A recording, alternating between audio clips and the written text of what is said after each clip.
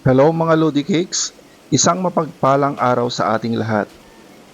And for today's mini cake vlog, ay gagawa tayo ng isang birthday cake. At ang team nito ay isa sa pinakasikat na girl group dito sa Pilipinas ngayon, ang BINI. Ang dami kong nakikita na kapwa ko cake artist na talaga namang gumagawa ng ganitong team ng cake. Mabentang mabenta lalo na sa mga kabataan ngayon kakabsat. Salamat pala sa nag-order ng cake na ito na si Ma'am Danielle Basilio. Natutuwa tayo mga kakabsat dahil talaga namang nagustuhan ni Ma'am ang ating ginawang cake para sa kanya. At ang size pala ng cake na ating ginagawa ay 8x5 mga kakabsat.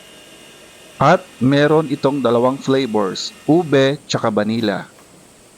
Siyempre, ang ginamit natin yan na pang frosting ay walang iba kundi ang napakalakas na whip it ng Bakersfield mga kakapsat. Whip it lang talaga ang sakalan para sa akin dahil napakadali nitong i-prepare.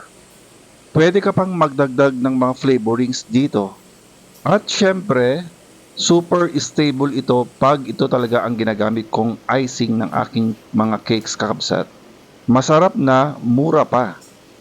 Naglagay ulit tayo ng mga boba straw sa ating cake kakabsat para may pang-support dito lalo na kapag ito ay iti-travel.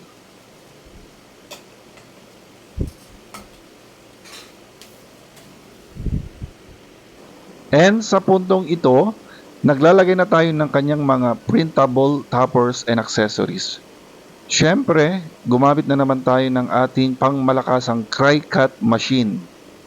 Talaga namang pinapabilis at pinapagaan nito ang aming mga trabaho bilang mga cake artists. And ang maganda, very precise ang kanyang pagkakakat nito.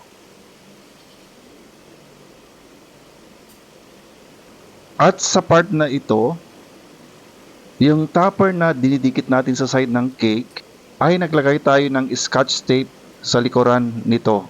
May tendency kasi na nababasa yung photo paper na ginagamit natin mga kakapsat.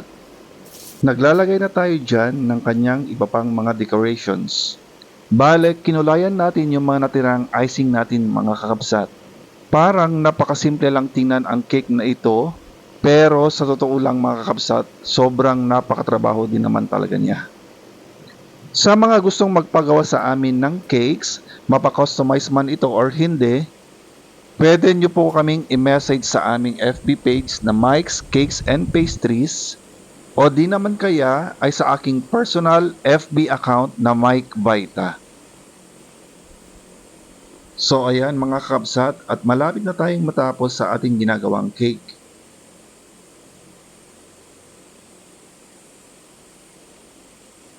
And lastly, naglagay na tayo ng colorful edible draggies.